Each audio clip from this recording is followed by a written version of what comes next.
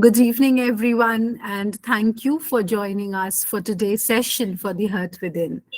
The Hearth Within is doing something which is very different today. We are celebrating, we are organizing a virtual launch and celebration of our loving colleague and mentor's book, Memories of Words.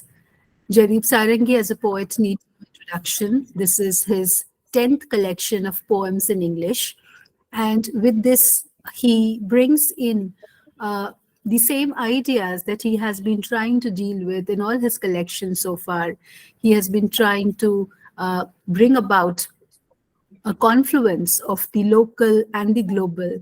He has been trying to organize a post colonial questioning of global spaces. He has been trying to talk about eco critical issues about rivers and our associations around the lives of rivers and forests.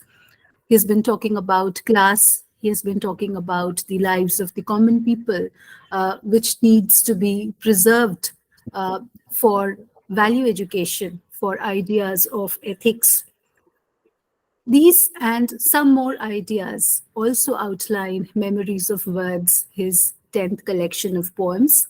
And to celebrate this wonderful book, we have today a wonderful panel of poet critics, as well as some loving students from across the country who will be reading from this collection. So I welcome you warmly to this occasion. And without further ado, I would like to launch on to the discussion of the book. And to begin the discussion, to initiate the conversation, I would like to call upon Professor Ajanta Paul, who is a principal of Women's Christian College, Kolkata, a writer and poet and critic. Ajanta Di is very, very kind to be joining us today to share her views on the book with us. So, Ajanta Di, over to you. Not at all, Voshudhara. It is my pleasure and privilege. And good evening, everyone. We are here to celebrate Dr. Jaydeep Sarangi's 10th collection of poetry in English. And I thank the organizers for having given me this opportunity to share a few words about Jaydeep's latest collection of poetry. And it is a very, very lyrical read, beautiful, lilting, and very interesting indeed. Just a minute. And I really had a good time, a very pleasurable time reading it. And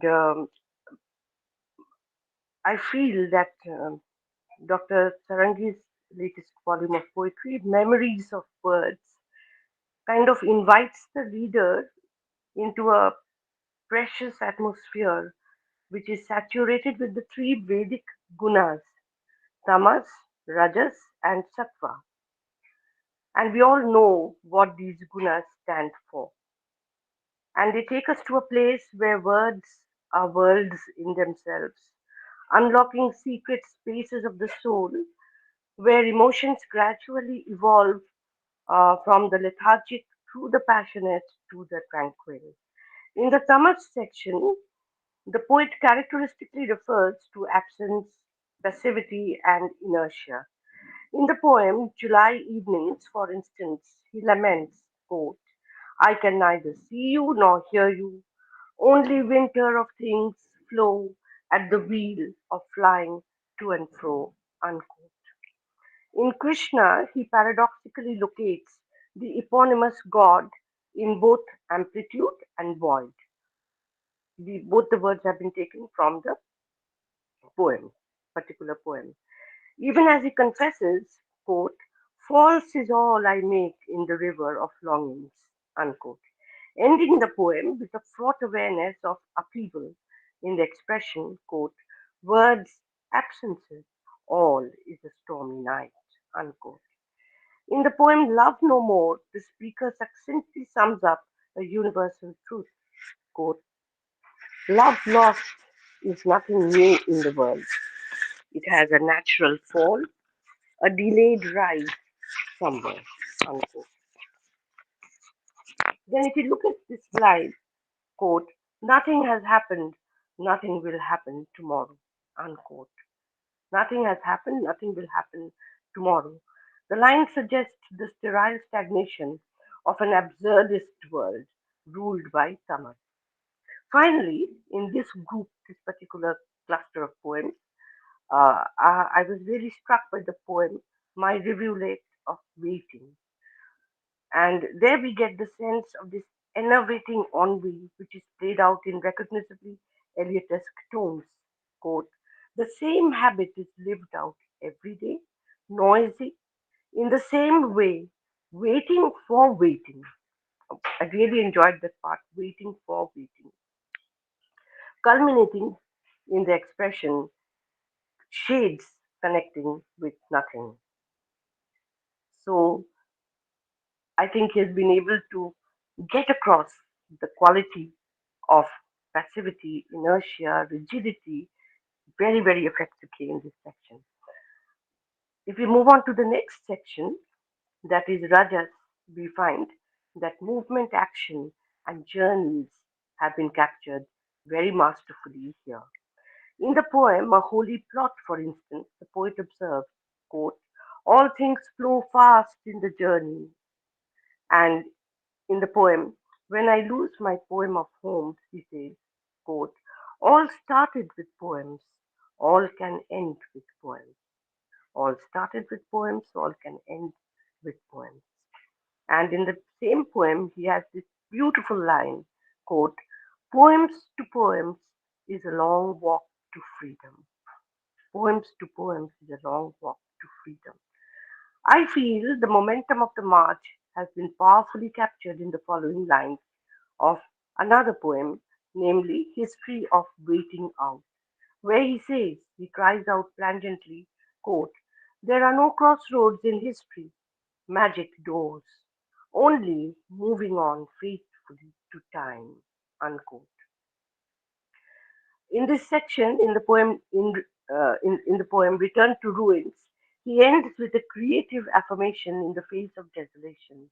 Quote, beyond Hampi's ruins, tears of the Tungabhadra, and it rained, always for the first time. Unquote. We have a different kind of movement in the poem on our first meeting, where images on the canvas turn around to show their full face. This is a surreal psychological turn as painted figures not only assume a lifelike stance but reveal their true identity. So, from the subtlety of artistic anagnosis to the gratuitous violence of riot, the collection covers the gamut of passions that together make up the human experience. In the poem Riot, in this section, the speaker asks anguished questions, quote, on whose head did the blow fall hard? Whose cradle left bare before its due tide? Unquote. The journey continues, sometimes from destruction to renewal. Quote, the poet says, quote, I created my own, planted a sapling tree there. I'm not taking something away from myself. Unquote. So on that positive note, he brings this section to an end, looking forward to the third and final section titled Sattva. And here, the poetic vision achieves a clarity of insight that moves through incremental intuitions towards a state of grace. The words in the titles of this fitting finale, I feel, demonstrate this upward ascent. The words are Solidarity, Wheels, a temple of delight, Guru Pranam, friendship, dawning light, beers of hope and passage to myself. And the senses play their part in this process of spiritual enlightenment. Quote, time is the rustle of leaves through the doors of great poems. Unquote. What a beautiful line. Even as the imagination lapses into history, seeking the purity of a primordial condition in, quote, mother tongue and culture. Not to mention the atavistic echoes of, quote, Kalinga, Kunarak, and the simple manifestations of faith in, quote, forest paths leading to the temple, unquote. All wisdom says the speaker in this section, is collected in the quote unquote infinite archive of the voluptuously appealing riverbank. From such a prodigal powerhouse of knowledge is distilled words which the poet describes as his heritage. And since it is memories of birth that the poet is primarily concerned with in this collection, appropriately the final poem, Epilogue, resonates with the quiet assertion, quote, all come back with a pool of words, images. All come back with a pool of words, images, unquote. And I feel that we have the image of the stillness of the pool which reflects the truth. And finally, in this section, in a passage to myself, the poet is eventually able to piece together his story. Quote, I gather my different histories, stories of colors, pen them in words and images, collage them together in a grand pattern of gesture, and eventually find myself. Unquote. So most of the pieces resolve into a state where the poet is able to find the inner core of his being. And just another point I would like to mention, I found that there were various metaphors which united the three sections, but the common metaphor of the river is very effective, is there in every section. In rivers, the poet seeks his source, locates a kindred spirit, obtains rejuvenation, and finds the community that his soul craves. The qualities of empathy, sensitivity, and a profound closeness with nature enable him to accommodate all the rivers of the world in the capacious topography of his heart. From the Nile, the Amazon, and the Murray to the Ganga, Sindhu, and Padma, and the local Dulung, he invokes all rivers which flow like his verses along the verdant banks of creativity, binding history and geography in their immemorial movement across cultures. I'll just give three examples and wind up. In the poem My Mate in the Tamas section, for instance, he pleads, quote, Dear river, pure silver of my words, never take away the ventilator you always hold. Unquote. In northern rivers, in the Rajas cluster, he practically enumerates the main rivers of India, takes the names of most of the important rivers of India, while in the Sattva section, the poem Beers of Hope presents the beers in the upper reaches of the mountain ranges in its exuberant dance. But he takes care to preserve the whole picture when he says, quote, Under the tropic sun, Dulong to Beers is the book of my ancestors, unquote. And he is able to trace his lineage both historically and geographically. So it has been a joy reading this volume of poetry, lyrical, beautiful, evocative, mesmerizing, and it was equally a joy to share a few comments with all of you. Thank you. So much humbled, Ajantadi. Thank you so much. Really humbled. You spoke. No, Thank you very much, thank you. Ajanta Di, for those beautiful words on the book and for reading those poems so closely and so thoughtfully. Indeed, Thank you. in all of Jaydeep Sarangi's poems, we find this valorization of the minor.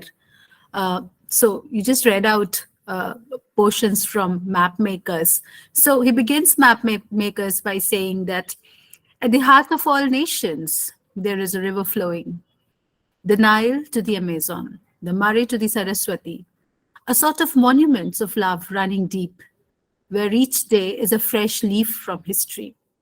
And this leaf from history goes on to connect the lost links, old seaports, the gathering and putting together, the different roads piercing the heart. And one senses when he says that, I recall the songs of the plowman, no Buddha wisdom. So there is a kind of the valorization of the local, the valorization of the minor in favor of what goes on in the mainstream. And this, I think, recurs through every poem in every collection. Thank you very much, Ajanta Paul, for talking about these various segments in the poems. And to talk about these poems further, I would like to invite our next speaker, Jayanthi Manoj, who is an Indian English poet and the vice principal of Holy Cross College, Tiruchirappalli. She has read her festivals, she has read her poetry at festivals across the country, and she regularly conducts creative writing workshops. She's also a life skills trainer, and we are more than grateful that Jayanthi agreed to join us for this uh, session today in the evening. Thank you, Jayanthi, and over to you for your views on the book. Thank you, Basundara. As usual, you beautifully spread warmth, light, and poetry through Hearth Within. Thank you so much. And congratulations, Professor Jaydeep, on the release of the book Memories of Words. So it gives me a lot of joy to share a few words and thoughts and a close reading of the book. And there's so much of happiness when you read through this collection. And this book, Memories of Words, has fresh imagery, and there is a meaningful depth, and there is a kind of a verbal landscape that is created throughout. And it's less jargon, and the appropriate words echo the soulful dialogue between the words and the memories. And brevity and clarity are the forte of this collection. And it's quite an artistic style of Professor Jaydeep Ji's writing as well. And as Dr. Ajanta Paul spoke about the three gunas into which the poem, the collection is divided, the tamas, rajas, and sattva, we can see the state of energy of these three gunas, the attributes and the tendency reflected in the three subsections. I'm not delving into the subsections because much of it is also spoken by Dr. Ajanta Paul. What I thought I would focus on, there are so many interesting things about this collection of poetry. What I thought I would focus on is focusing on the terrain of the landscape and the mindscape in Professor Jaydeep Sarangi's collection Memory of Words. He uses one main element, that is the literary geography in the entire collection. He uses geographical places as expressions and imagery to create the essence of the poetic atmosphere. And we can see that literary geographies operate on many penetrating levels and scales, from the cartographic representations of the space narratives that he uses. And it also intersects with the writer's perspective of landscape, identities, and also majoring in the minors, focusing on the voice of the downtrodden, and gives a sense of place in the entire collection. So given the time, I thought I'll focus on this literary geography aspect of his collection of poems, Memories of Words. The first poem, Mapmakers, is a beautiful atlas of emotions, and it manifests the soul of the human spirit. And it is so Tagorean in spirit too. The underlying meaning of much of Jaydeep's poems celebrate the oneness of human spirit, and there is so much of love for humankind that is quite profuse in his writing. And he always takes time to speak about the minor in a major voice, give voice to the downtrodden. And even Basundara also made a mention of it. And there is a quick and a strong call to bind up the world in love beyond the man-made barriers. That could be one of the connecting theme throughout the collection. And Jaydeep Ji constantly makes an attempt to unite the human spirit with the natural elements of nature. So I would like to call Jaydeep Ji as a poetic cartographer who maps the unification of the human spirit amidst the diversified landscapes and mindscapes. And that is very evident in his writing in this collection.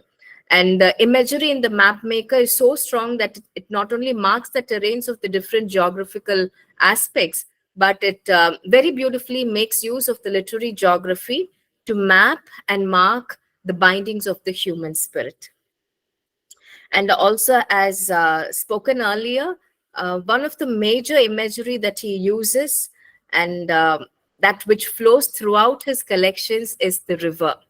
The bard of Dulang cannot keep away from the rivers. Wherever he visits, whatever he speaks about, the river flows every time with freshness. And the rivers always sing a song in Jaydeep Ji's poems. And the river has an enduring spirit, and it flows with a new stride. It binds and grows the land through which it flows, and also through his collections. For example, Ganges, in one of his poem, is the unuttered concert. In unuttered concert, I quote, "It's the silent waters of the Ganges carrying the light of my eyes," unquote. And in northern rivers, Ganges is the destination for the soul's journey. And there are rivulets that run in memory in the poet's words, and a poem worth reading, and I think that was also mentioned by Dr. Ajanta Paul, is A Rivulet in Me. That's also a beautiful poem. And the river has to flow wherever the poet goes. And it also flows in the poem that he attributes to Jayanta Mahapatra, his mentor, in the Sun Moments, speaking about the banks of the Mahanadi. There are a couple of poems that I would really love to read, but for want of time, to be precise about the point that I would like to share, speaking about the literary geography, I would like to read The Northern Rivers, which is a beautiful atlas of the Indian rivers and the landscape. Northern Rivers. Let me tell you about the magicians. Yamuna talks about uncertainties. Indus holds the land high. Gomati is ever beautiful. V.S. is magic of desires. Satluj is an inspiration for the poets. Ravi crosses boundaries and barriers. Jhelum knows all the scripts. The Ganges is where our journeys end. Someone is whispering. Hard old rocks are timekeepers. Mount Kailash stands as our victory. Rotang Pass bears a sari of cultures. Manali is a new world like a bird call. Listen, listen, listen. My heart swells with pride. Northern rivers are the nation's builders. Be still, my heart. These great streams are prayers. And that is a beautiful rendering and a tribute to the rivers and the landscape of India, and also to the human spirit, which he always can see as in oneness. Jaydeep Ji uses literary geography by evoking a sense of place through his values and imageries, and he tries to create or recreate geographical settings to suggest the meanings in his poems.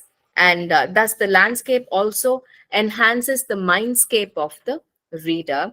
And I loved it when we read the last three lines of Map Makers. It's so beautiful. I quote, "Varanasi, Dhaka, and Karachi are sisters, stitching one heart with fibers of the land. Poems and visions keep flying over awed heads," unquote.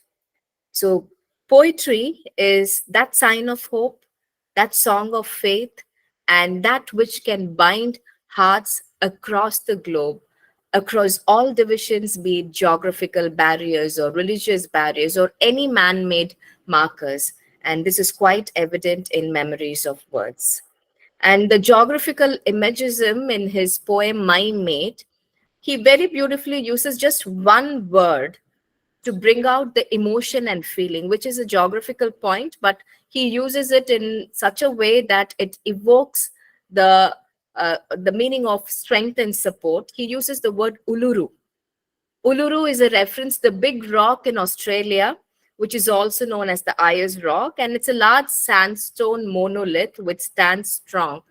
And he just uses the word with no explanation, and that is so powerful.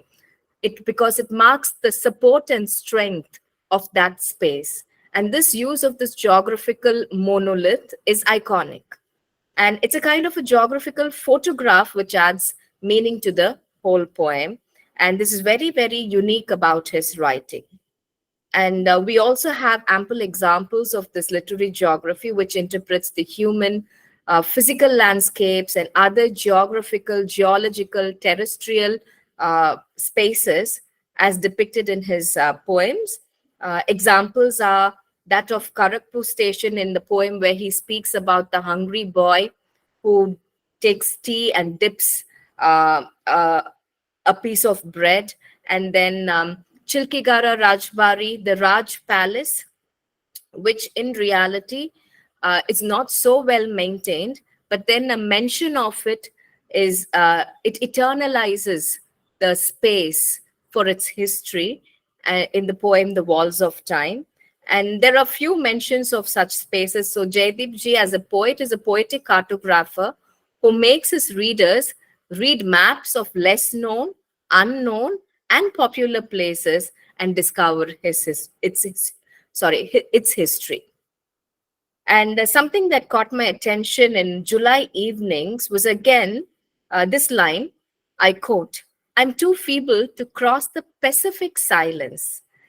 And this use of this phrase, Pacific silence, is to connote the depth and breadth and intensity of the silent evening in July, which probably is marked with a loss or a failure or some kind of nostalgia.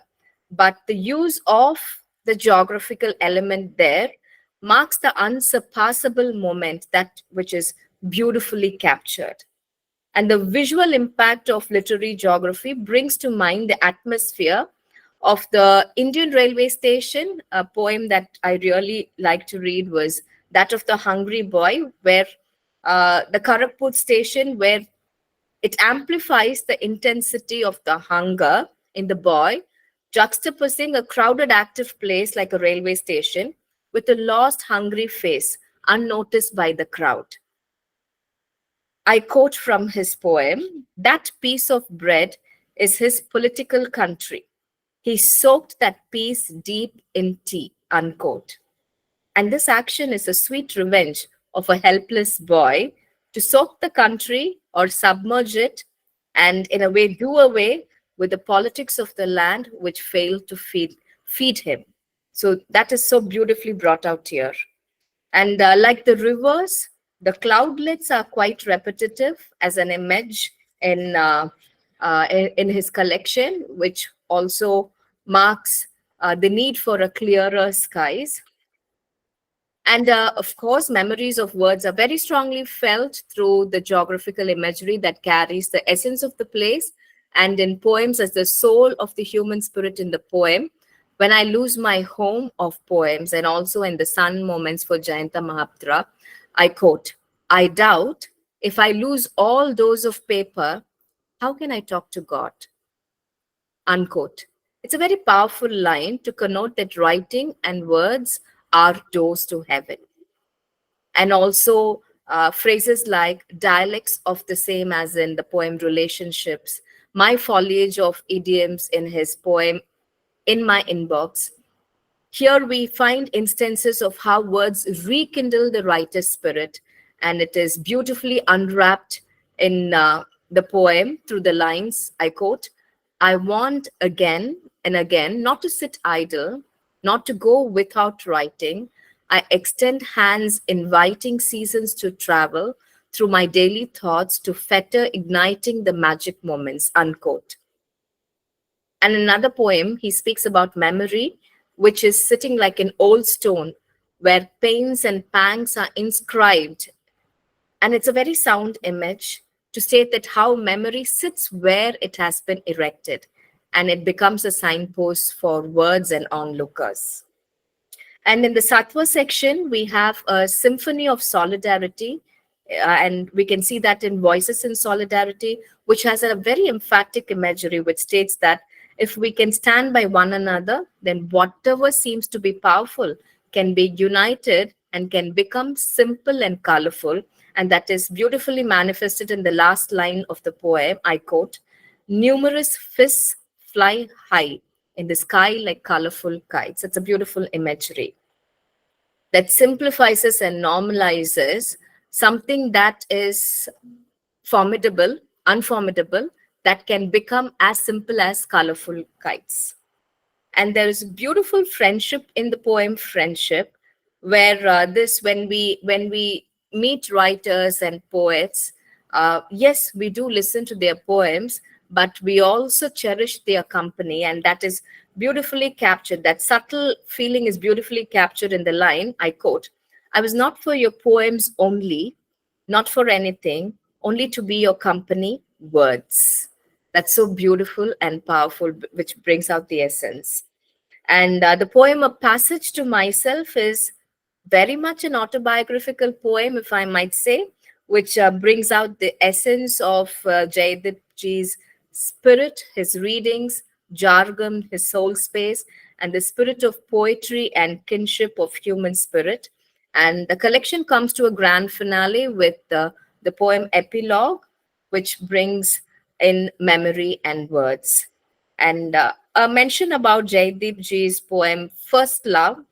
First Love is not old at all because it is fresh with the Z generation imagery. I quote, "The supple way she touched my hand, feelings never end in a composer's heart. Click, tap, scan, and swipe, transact with trust," unquote. So this techie twist to the First Love is quite a trendy imagery by itself. And in conclusion, Jaydeep ji's collection, the whole of it, the simple is no ordinary, but enveloped, and it's enveloped in layers of meanings, which opens like a bud with every reading. He beautifully blends the landscapes to the mindscapes of his poems by often evolving and involving the context from rivers, banks, rivulets, cloudlets to Jargam, Varanasi, Dhaka, and many terrains. Thus, memories and words are manifested through varied, strong imagery, especially through literary geography that makes the anthology come alive with hope, harmony, and continuum. The collection is lyrical, lingering, and has a generous serving of the Indian flavor. The reading of Memory of Words is a musical symphony of memories stringed into amusing words, a recommended gentle read in an era of hustle culture and cracked lifestyles. I was happy reading it, and I wish many more enjoy the same. Thank you so much. Humble so much, Mary. Thank you. Thank you very much, Jayanti, for your very close observations on the book and for the way you read several dimensions in it. You, of course, speak a lot about the gentleness that the volume holds and the kind of positivity that it radiates in a time where we mostly talk about our fragmented existence. This talks about it's a gospel of wholeness, you know. And thank you very much for reading all these ideas into the book. And from Jayanthi Manoj, we would like to proceed to our next speaker, Professor Madhumita Majumdar, who is joining us from Diamond Harbour College, Kolkata. She's a writer, poet, critic, and we are very grateful to have her with us this evening. Over to you, Madhumita, for your observations on the book. Diamond Harbour University. Yeah. Diamond Harbour Women's University. It's okay. Women's University. So, a warm evening to everyone, and of course, it's a pleasure that I would be talking on this volume of poems by Jaydeep, somebody I've known, and of course, I see this, and I was reading these poems, and of course, a few of them I had read to my students in the classroom today. What I felt was that, this is a kind of a poetic journey, a growth of a poet. And I begin with this particular poem, reading this particular poem, Memory as My Writing. Formless like the waves rising on the seashores, my memory surges. Seasons of thoughts at late nights, my memory is like an old stone line as I cross river beds under an alien sky. Time's tongue is lolling out of hunger, from palm leaves to stones, writing. So, that writing, the process of writing.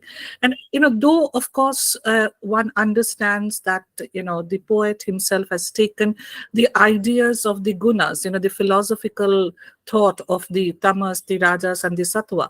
So I think it is also to be seen as a metaphor of how the poet has seen the world around him. And how he sees perhaps the idea of memory being weaved in his own poetry. In this group, I was looking at it, and it struck me, like, if you look at the under the contents of Tamas, a poem like Hunger, which of course talks about an experience which is observed. From that observation, he moves on to a poem like Krishna, which becomes, a spiritual. And if I'm to use this word tamas, and I am to see this as inertia, if I'm to see this as a kind of a silence, if I'm to see this as, understanding of the darkness, if I'm to see this as an action where the poet is trying to understand the delusion of the world, these you know poems actually does that. If you look at a poem like Sleep Habit, Love No More, very striking. These definitely helps you to understand that he is just not a poet. I would rather see him as a poet philosopher, a philosopher who is looking around him, sinking in or feeling the kind of emotions that are around him and reacting to it. As a poet, as a creator, as the one who plays with words and of course weaves those words in what we will say poetry, in the section of Sattva, I think, these poems, one poem is of course there, which is called Guru Pranam. The poet, now having achieved a kind of illuminance or had achieved a kind of understanding of the world around, realizes that there has to be a figure of inspiration. And this is where I believe, Jaydeep Sarangi is doing a great job to Indian poetry, because if it was a Western one, perhaps there would be a muse that one would talk about. But by talking about a guru, the spiritual one who would lead the poet to such activities of creation, he is again bringing us to this idea of Indianness, right? And of course, creating or forging a kind of an individual identity. There are words that he's using from such, which we would be familiar in the Indian subcontinent. And of course, this is an introduction to the cultural fabric from which he's talking about. A poem like My Native Companion or My Inbox, both these poems, once again, if you look at them, speak about poetic thoughts. He says that these are moments of inspiration for me, these are moments of understanding for me. Or in that way, if I come under this category of rajas and I look at this poem My Native Companions, which is, I think, on page number 45 of this particular volume, I would just like to take out two lines, rather talk about two lines from this particular poem. This line which is interesting. My conceits are from Donne. Do I behave like Pope? I'm no Shakespeare. All is straight and go. They, of course, as a student of literature, somebody who has, of course, imbibed all these great authors and poets, these are queries that is coming from the mind of a poet who is understanding his own sphere of creation. And therefore, to be reading it as a reader, to be finding that, when this poem, as it gradually proceeds, you find him writing, I have been so many in the wandering islands, my Calcutta chromosome is not deep, right? From the line, the poem had begun. It had begun with, I have Othello's gene, I suspect you, my knight. So, as somebody who is comfortable of the margins, somebody who is comfortable of not being in the center, I think it is very essential for a poet, because, as a poet, perhaps you are concerned about what should be your subject, or what is it that you would write about. And, of course, this whole memory of words brings in a kind of a debate that, whether words come first or whether memories come first, or what is it that, should, be the part of the creative process. And as the poet, I think the poet self unveils and perhaps undertakes this whole journey himself. He seems to be, aware of what he wants to resonate with, what he wants to identify himself with.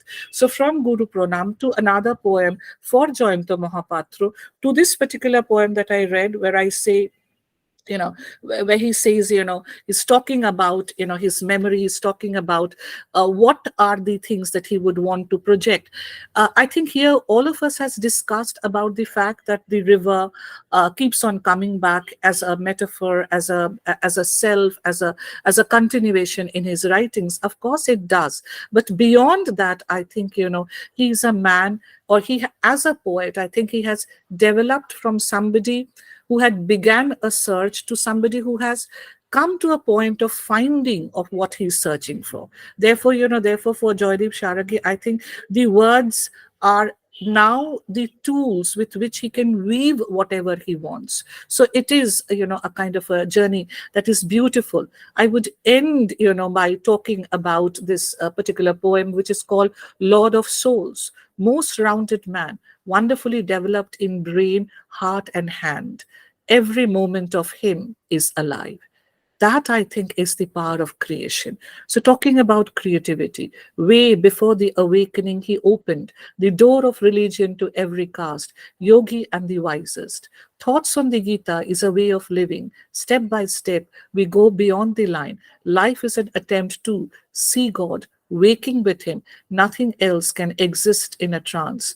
Rivers pour their water into the ocean, not a slave to misery, not a slave to happiness.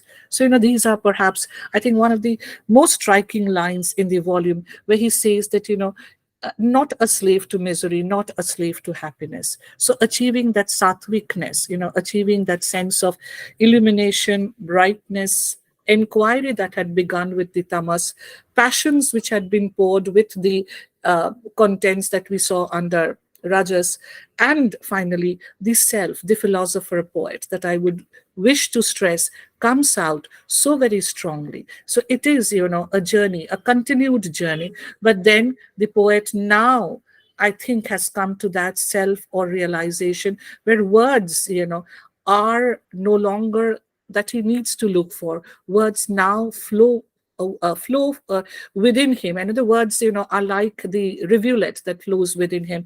And what he will capture is, a kind of a gift that he gives to all the readers. And I think this is a journey that Jaydeep Da will continue. Thank you so much. Thank you very Humbled, Madhumita, so many things you helped. We thank you, humbled. Thank you very much, Madhumita ma'am. Yes, you rightly pointed out that this is a journey. So in a conversation with him, I asked Jaydeep sir if he could, talk about what his poems mean to him. And this is how he responded. Uh, he says that a well-crafted poem records a unique experience of the world, where the poet takes us on a pleasure ride into the dark embrace of eternal silence, seeking a place in the lyric order of things, while words weave themselves into the necessary lines. I feel that night lamps wait in fear of losing their sight. I embrace that aspect of uncertainty and fuzzy zones between arrivals and departures in my poems. Poetry is preeminently the art of language. The poet organizes the vast, complex web of communication which keeps our social life going. So I think the idea of language, is very central to his poems, and he is trying to find a language to bring the marginal into the mainstream and to kind of, you know, uh, bring greater definition into this art of languaging. So, which is why I feel that often his poems, language categories, change. So nouns changing into verbs and verbs changing into adjectives. So that happens very frequently. Thank you very much, Madhumita ma'am, for drawing attention to the language and the aspect of journey. And from Madhumita Majumdar, we move over to Sambit Panigrahi, who is joining us from Orissa and well-known writer and critic. We are very grateful that he's with us today, and I will invite him to share with us his opinions on these poems. Over to you, Sambit sir. Thank you very much, Vasudhara, and a very warm good evening to all. I was just going through the poems again, and I read all the poems of Professor Jaydeep sir. I think 2-3 days earlier, and each time you read his poems, it gives you a delightful experience indeed. And I find Professor Jaydeep Sarangi as an eternal cartographer, an eternal traveler, an eternal, you know, a ruminator who ruminates over things past, things present, and things future. And what he dismantles is time. And and another important aspect of his poems is that there is a sense of disembodiment. He disembodies himself and flows into the universe, entire universe. And his reading his poems provides you an entire gamut of rich experiences, which one can have while connecting himself or herself to his past, to his entire surroundings, to history, to present. So, as I said, reading Professor Sarangi's poems gives you an entire gamut of fresh experiences, and that's a joyful experience indeed.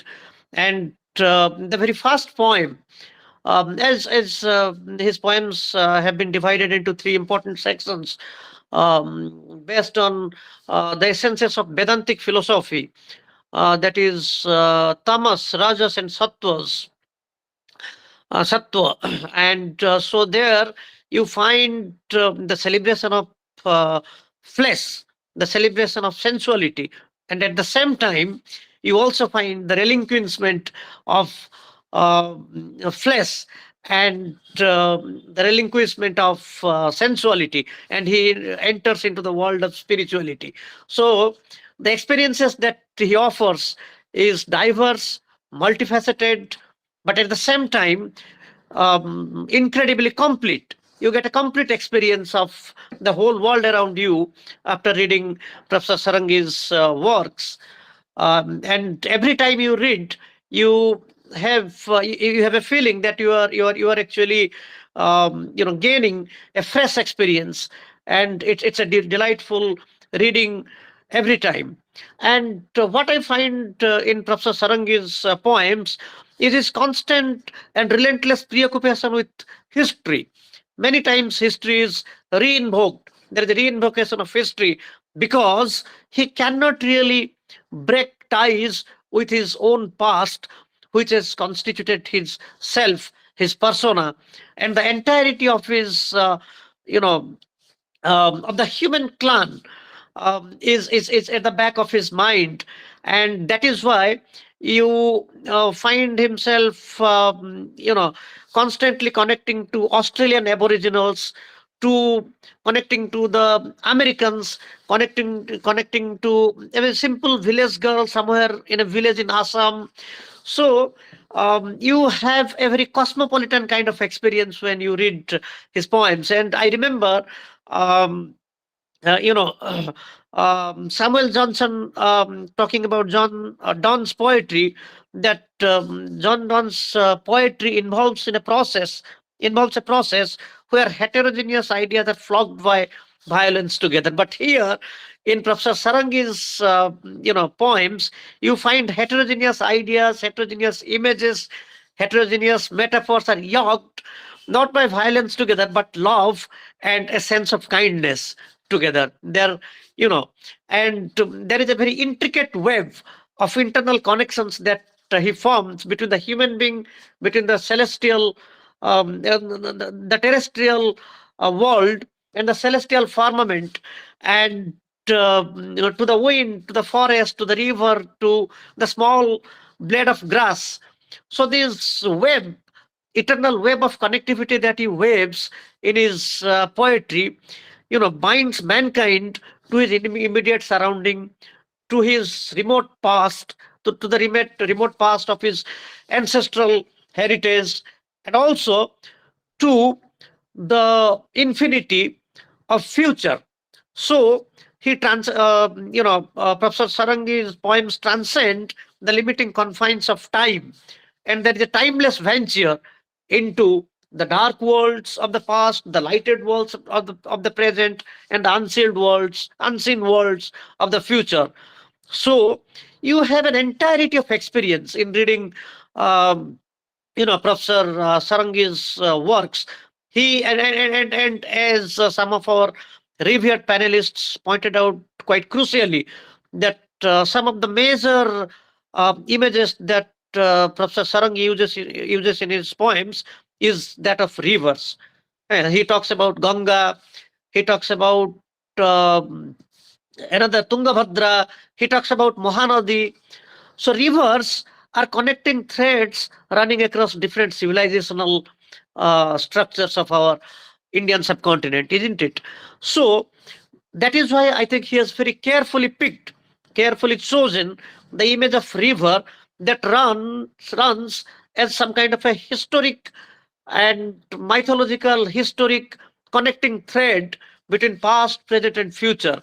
So that eternal connection has to be established, and only then you have a web of eternity woven right before your eyes, right before you.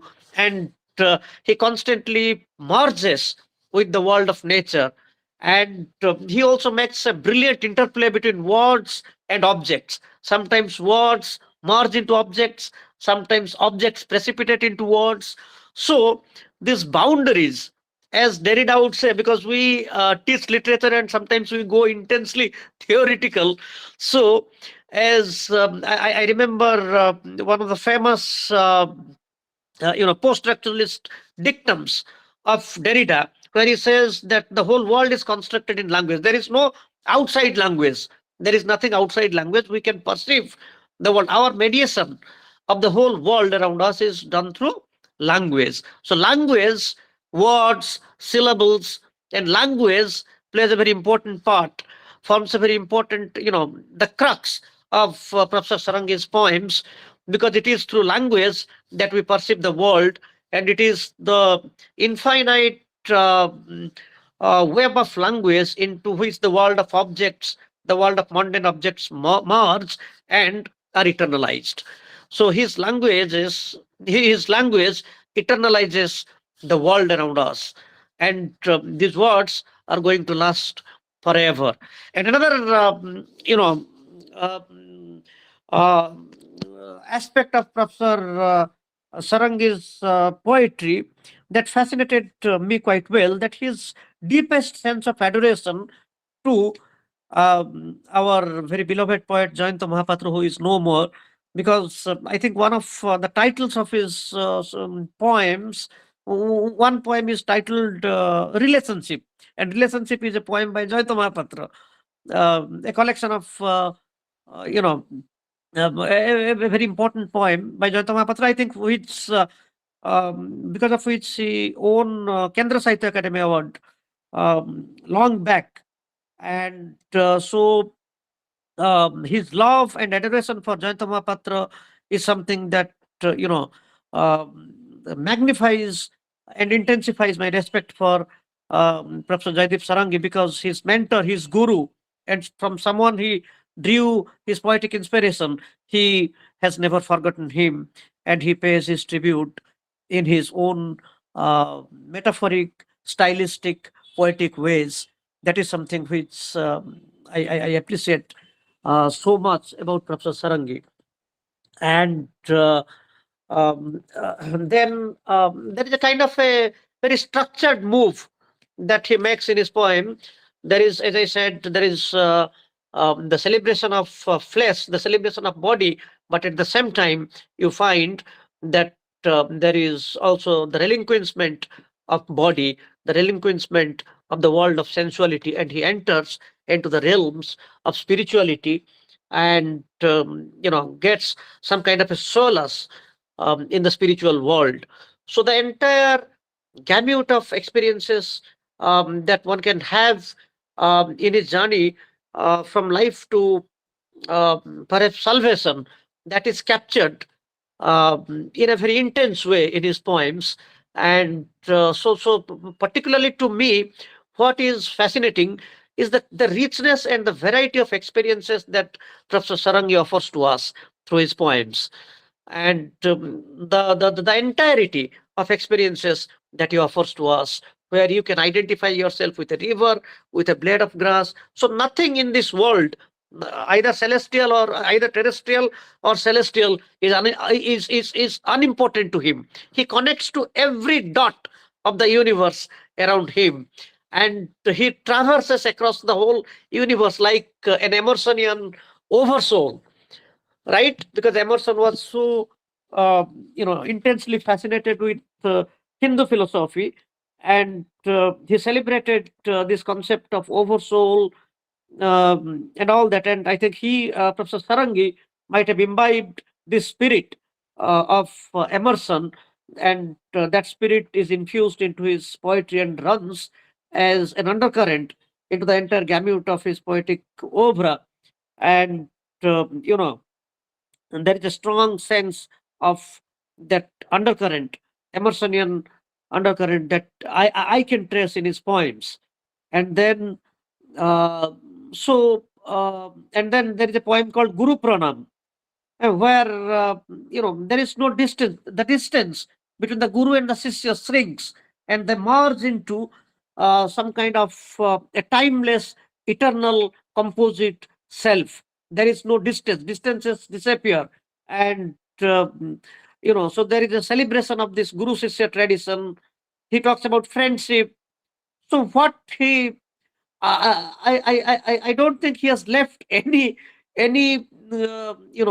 aspect of our living experiences, and he has not left any aspect of our connection with our fellow men, connection with our brothers and sisters, and the whole of humanity. The individual is deeply and timelessly connected with the human civilization, and not a single thread of that connection is broken. So the web of timeless, spaceless interconnections that he waves uh, before us, in a sense, celebrates the true spirit of humanism. So Professor Sarangi is a very staunch humanist at the core of his heart. That is what I can say about his poems.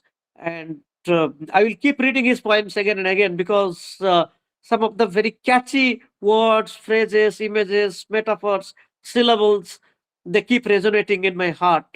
And one reading is not sufficient, two readings are not sufficient, and I will keep on reading him again and again when I find time, because every time, as I'd like to reiterate, that every reading gives some kind of a freshness of experience to you, and every reading is a new, delightful experience.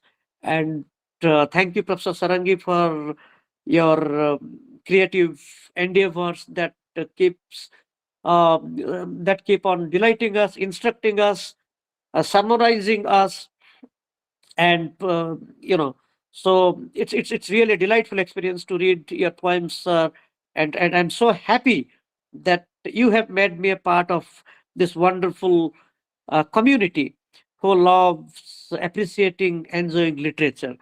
And thank you so much, once again. Thank you, humble. Thank you so much. Thank you very much, Sambit sir. So this was Sambit Panigrahi from Ravenshaw University, Cuttack. Incidentally, also the university to which Jayant Mahapatra belonged all his life, and who Yes, has yes. been an important mentor and influence in Jaydeep sir's life as well. Thank you very much, Sambit sir, for your close analysis of an observation on these poems. And from Sambit Panigrahi, we would now like to move over to Dr. V.S. Ramakrishnan, who is joining us from Presidency College, Chennai. Professor Ramakrishnan is academic, a writer, critic, and we are very grateful, sir, that you are here with us this evening. So over to you for your observations on the book. You have to unmute, sir. You have to unmute your microphone again. Thank you. Thank you, the host, Vasundhara Rai, for her kind words.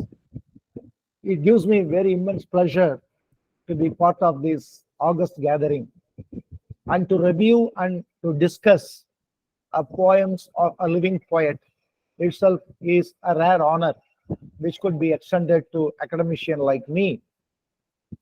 See, I would like to tell something that is the preliminary impressions I have received from reading his poem. From his poems, one can understand that he has become a poet not by necessity, but by inclination. And he is writing not for a livelihood, but for satisfaction. Because his motto seems to be to engage poetry in the cause of virtue. When you look at the choice of subjects, it illustrates his reverence for our great historical monuments, the natural world, and the core values of the society, as well as the readiness to redress the inequalities. But these things are put forward in a very subtle manner. Sometimes I wonder, had James Joyce written poetry, he should have written poems like Professor Sarangi, because the language part looks and reads more Joycean, whereas the sentiment part, he exactly resembles our well-known Jayanta Mahabhatra.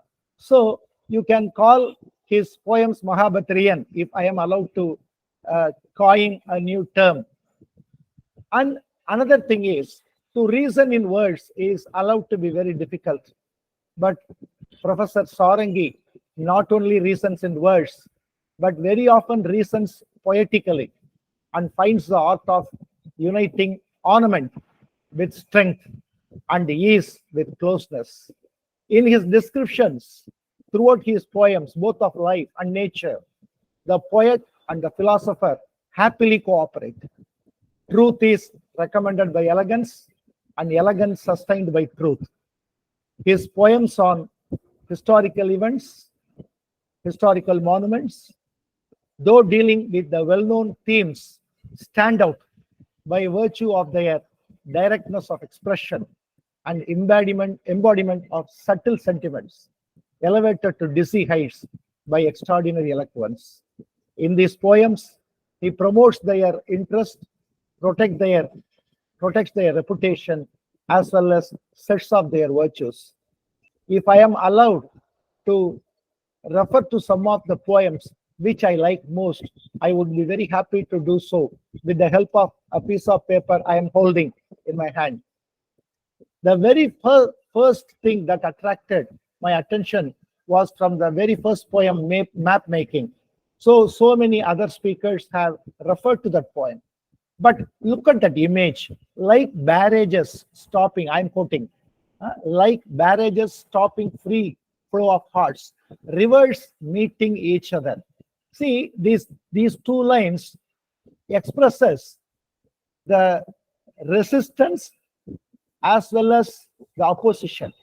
Both these things are equally brought forward in these lines. It is an unusual simile I have come across in my life.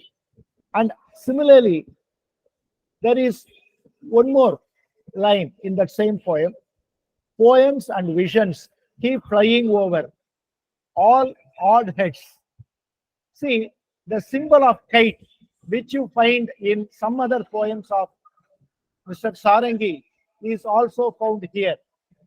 And when we move on to the next poem, My Mate, he says, get angry with me, but never take away the ventilator you always hold.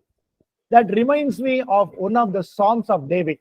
Of course, David didn't mention about ventilator, but he pleaded with God.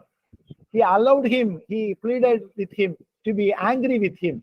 He allows for that anger, but at the same time, he didn't want to lose that relationship, even if it means excessive anger on the part of God towards him. So I'm reminded of that. And similarly, when we move on to the poem Hunger, see, the very word hunger, it brings back memories of Mahabhatra's poem Hunger on the same topic.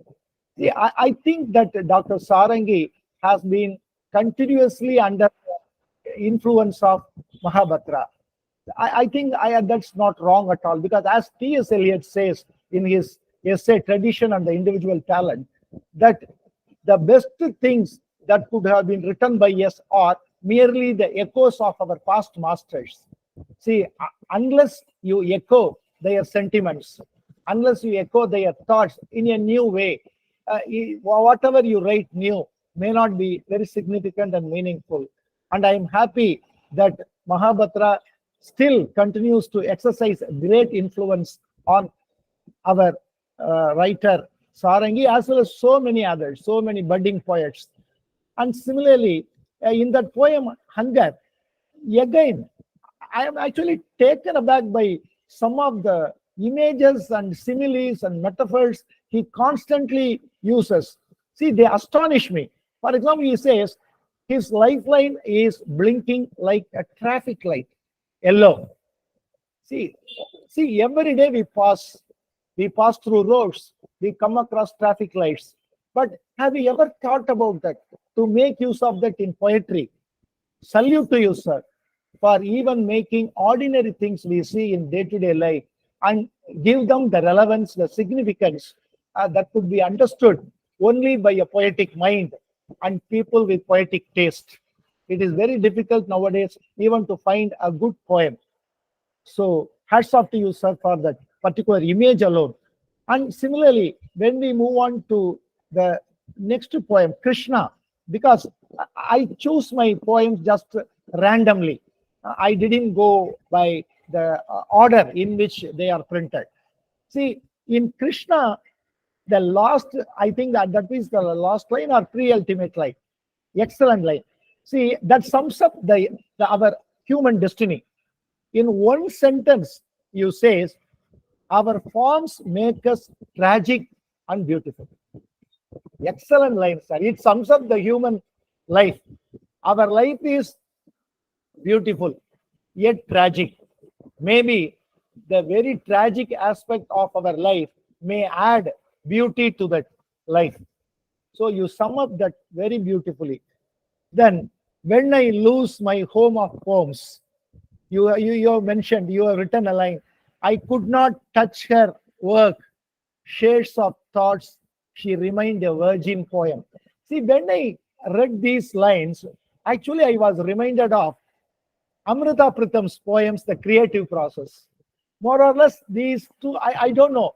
See, as T.S. Eliot says in one of these essays, that most of us, almost all of us, we get unconsciously influenced by what we read, what we see.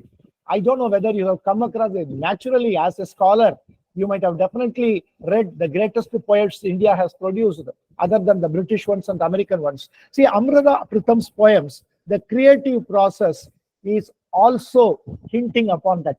So I think your poems go parallelly in this regard.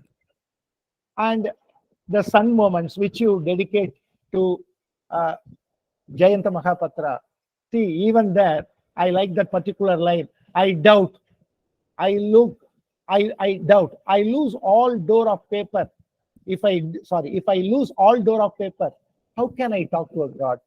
See, you could talk to a God only through poetry. Only through poetry. Poetry, whether you call it prayer is a form of poetry. Prayer is a form of poetry. So without poetry, you can never reach God. And Hinduism talks a lot about God being word, God being the meaning, God being the music, God representing dance. Every art put together in the Godhead. And poetry is something that takes us nearer to God. And the next one, First Love, the simple way she touched my hand, feelings will never end in a composer's heart. Again, I was reminded of Tagore's Gitanjali, where he would say, at the touch of the immortal hand, at the touch of the immortal hand, my heart gives birth to utterances ineffable. Excellent line. I think, see, you are able to get in all these great writers and preserve their thoughts in such a pristine originality and remake them into your own and present it in a way that is appealing and arresting. So very few poets could do that, sir. And again, when we move on to the next one, epic uncertainties. What a beautiful. See, words cannot explain. Words cannot explain what I felt when I read that particular line. You have mentioned an unholy game of the dice, inebriated by the luck. I have never come across luck getting in a use described as getting inebriated. Usually, it is the people who get inebriated, and they put the blame on luck. Here, you have transferred the epithet from the human being to the luck itself, the quality itself. Then, towards that last collection, Sattva, thus voices in solidarity. In that poem, again, you have come out with a very great simile. Numerous fists fly high in sky like colorful kites.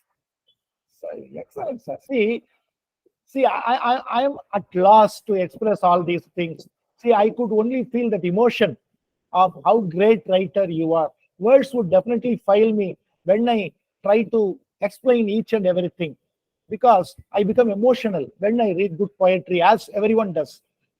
Then, next poem, Wheels of Stones. Time's fairy makes her mark on all these desirous stones in stories deep, where moments leer. Again, see the leering moments. Again, you have transferred the epithet from the human being. Usually, we accuse human beings of leering. We sometimes call them king leers, Lear. Instead, we call them king leers. We do use that. But I have never come across poets, great writers, using this type of collocation. That is, you make the moments leer. I think it's the most sensuous word, a sensuous expression in this entire collection. And to end my speech, the last one I have taken up is Guru Pronoun, where you says house of faith to a home of realization. Again, see, a house remains a house unless it is filled with love, kindness. So it is the realization that makes a house into a home. Here, house becomes a home through love. Similarly, faith becomes realization only through surrender. See, that's why we are expected to surrender ourselves to a God. You have also mentioned in one of his poems your devotion for Lord Kanakadurga, the goddess Kanakadurga. So, we as human beings, sometimes we may feel very helpless, but poetry like this, especially with lot of insights, lot of promises, the promise of fulfillment, all these things would go a long way in making our life making this world a better place, and making our life an enjoyable one in the time to come. And again, I thank you, sir, as well as all other team members for your hard work behind the releasing and the publication of this poem, as well as for conducting this excellent online meeting. And I am again happy, and I would like to put my thanks here. I would like to say that I am very happy to be invited to such a good gathering wherein I could exchange thoughts with all the like-minded people. Thank you very much, sir. But before that, I would like to tell all the people who are listening here just one thing. See, all these poems have been written by Professor Sarangi during the leisure time afforded by him. Since he continues to be a principal, we do know how much of time normally he would have throughout his day.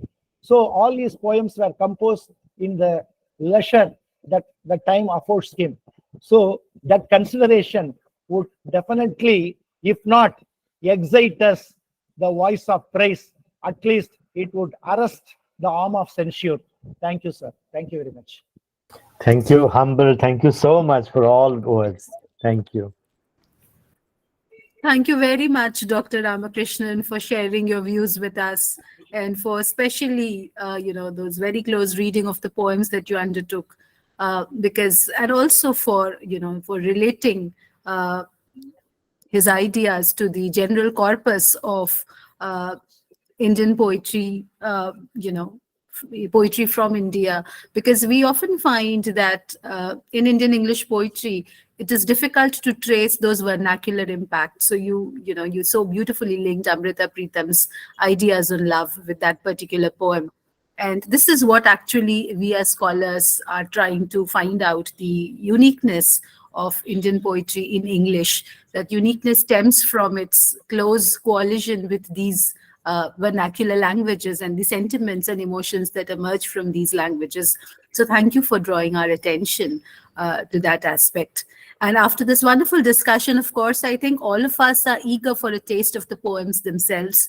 Although many poems have been referred to, we would love to have this exclusive reading of selected poems by students. We are very glad that students from different corners of the country have joined us. So we welcome students from 4 different institutions today. And I would like to inaugurate the reading session by inviting Irini Khan from New Alipur College, Kolkata, to begin this session by reading the poems that she has chosen. So Irini, welcome, and over to you. Good morning, everyone present here. Am I audible, ma'am? Yes, perfectly. Thank you. I am Irene Khan from New Alipur College, Semester 3, English Department. And today I'll be reading the poem Epilogue by Dr. Jaydeep Sarangi, our principal, sir. Epilogue. Memories warm us, memories warm you up from the inside, but they also tear you apart. Haruki Murakami. Some things are best left to memories. How can I divinize it by living it? Silences counting values of a moment when something becomes a memory. Wheels capture all those lost moments, lost things. Moments last for seconds. Memories live. Guardian of all actions, keys to future, holdings onto the things. Shadows like to come back. All come back with a pool of words, images. I gather fuel from all formless scratches to each day's success, images into the keys, the lust that leaps out of an innocent face. Thank you. Thank you, Irene. That was a lovely poem and a lovely reading. And from Irene, we move over to Geeta Sharma, who is joining us from Lucknow. Geeta, welcome. Over Good to evening. you. Myself, Geeta Sharma from Lucknow University, Department of English and Modern European Languages. And I'm having the poem named Varanasi by Jaydeep Sarangi, sir. So here I go. In a living voice from the past, messages are tall shadows. Life goes on like before people, standing, sitting, chanting, walking, and preparing for the prayer meets beside an ancient river of faith. Sages stand for peace, order flowing in a vessel of light, home for all who have no homes to go, no links to live. Only prayers exist for ages, are a window, hope of a river flowing, carrying the heart of a nation, living and longing faithfully, holding the world heart. Thank you. Thank you very much, Geeta. And after Geeta, I would like to invite Lynette Maria, who is joining us from Holy Cross College, Tiruchirappalli. Over to Good you. evening, everyone.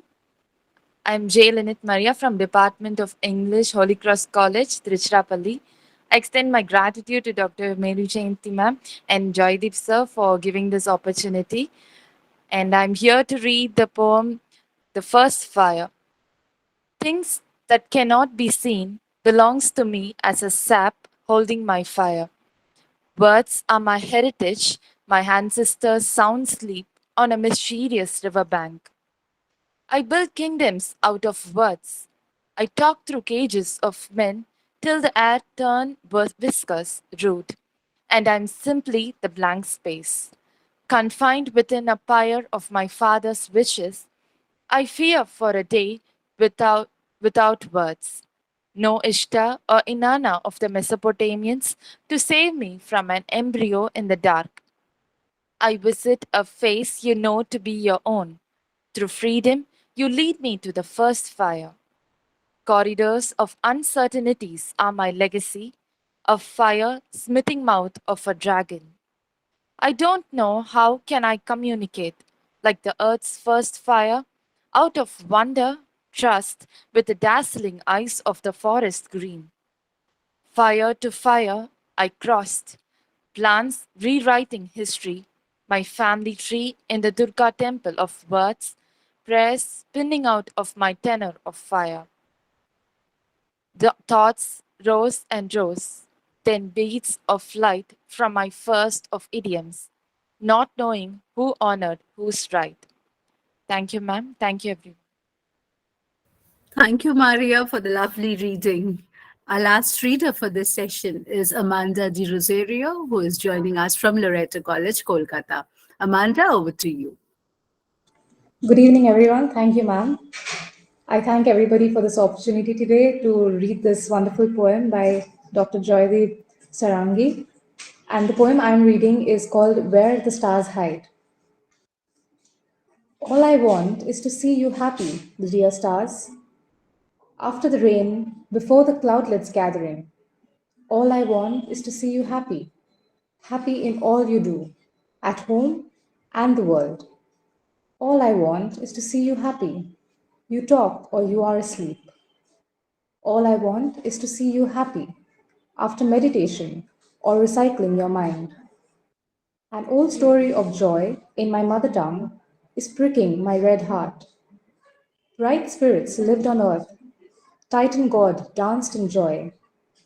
A slow act of withdrawal from all senses, itself each day's end the same way. It's an open game you play every day, like seasons and rivers rolling. My daughter is looking at you for a spirit. Deep dark shadows have her strength. No hiding. Warm your paths. Keep up your hope with me.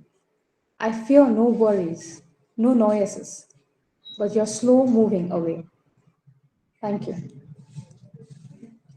Thank you, Amanda. Beautiful. And we come to the close of a celebration that has been very, very intense, that has been very empathetic, and that has been very generous. Thank you very much. But this session would never be complete if we did not invite the poet himself.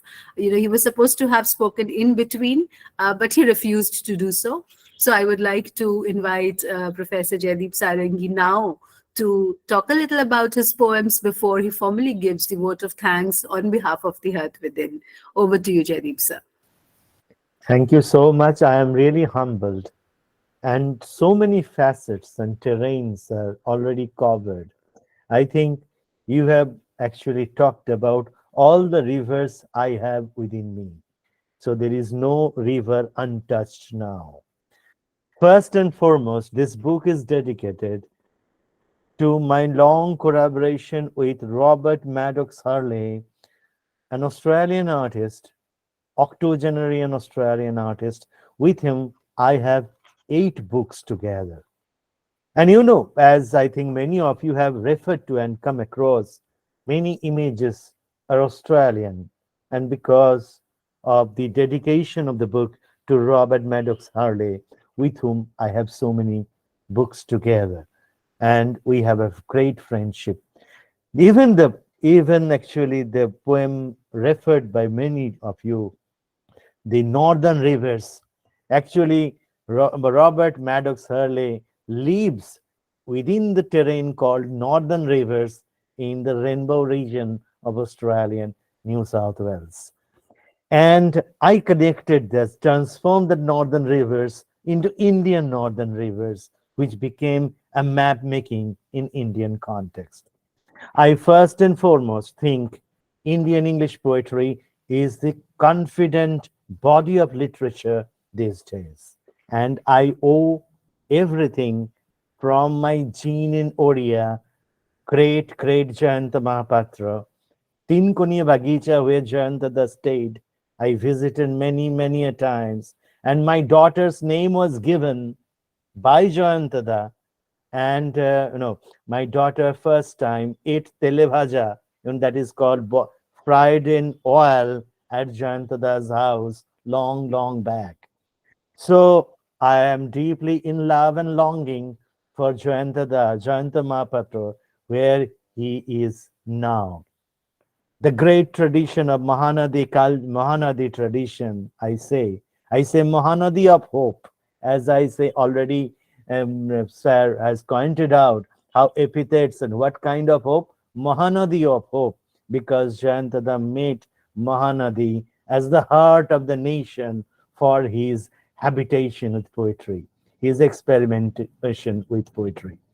Vibhupadhi, Niranjan Mahanti, many of our in my genes, and will be celebrating my life story page after page with whom I grew up. So, whatever I write for them. What I learned with my close association with the great Odia writers in English who are really one of the champions of all times. Indian poets, in a broader sense, when I became a critic, I became a professor like that.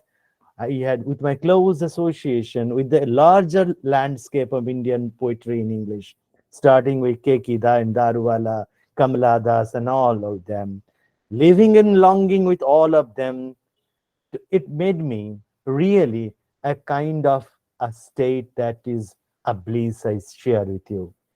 We all are maybe professionals. We are engaged in different works, different jobs, but our hobbies are our lifelines.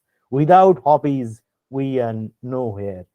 As many of you mentioned, I think Professor Ramakrishnan, already great friend of mine, mentioned that I am a principal, I'm engaged in so many things. How do I get a time? There is not a time, not a day, single day in last 35 years. I have not read poetry for 1 hour. So in this particular meet, please bless me to do that for next 30 years if I at all survive. There should not be a day I shall not read poetry. I possibly that day I will die if I don't read poetry written from different backgrounds, maybe Latin American poets, maybe Neruda, maybe Safaris, maybe Quasimodo in translations, but poetry, and without poetry, I have no name, only the river flowing. I will read out one poem for you, but this poem has an image called stone. And the great American stone poets, and Jayantada, Niranjan Babu, and many other Indian poets in English, they used stone image as an archetype image. Stone face, page number 44. When I became a stone, my very own self running, life's eternal vault, tall, life giving, and brutal, I continue walking back and forth on my back. Time writes its own script. Our groans and cries are images with no mouth, only barren scratches. I carry curved edicts where emperors played with the blood, games lost or won. A stone is a solitary traveler, not knowing whether the earth would let it find a moment on the foam's white chill. Stones facing cold faces, cruel commentaries, all lose ways in the Himalayas, air and angels. Thank you so much, all the panelists.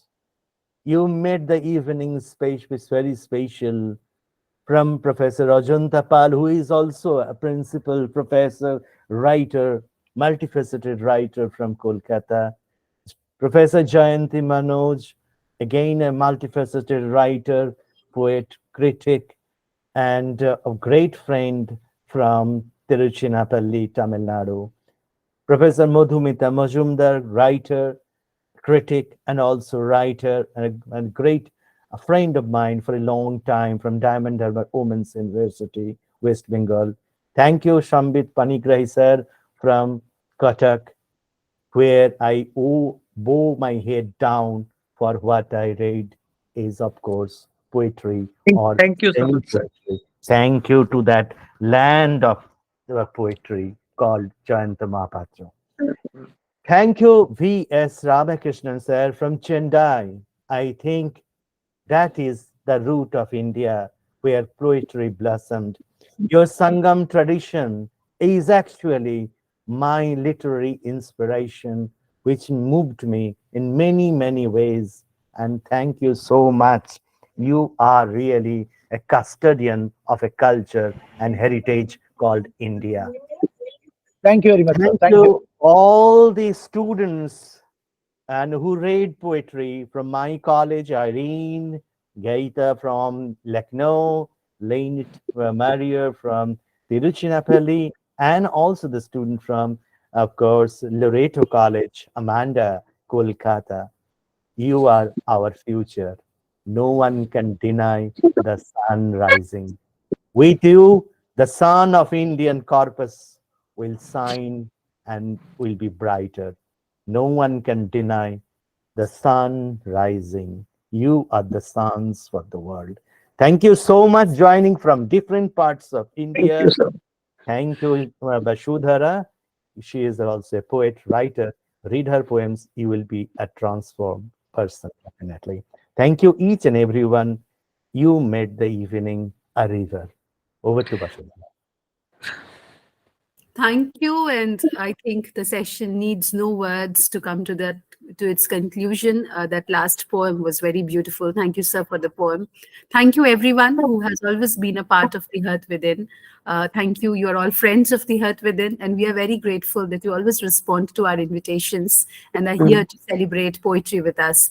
So we hope that this year end is auspicious for you, is beautiful for you, and the new year that begins makes all your dreams come true. Thank you very much. If you can share, of course, anyone can share your thoughts before we part. No. I just wanted to say that, sir, we need to meet regularly on this beautiful platform. And Absolutely. Yeah.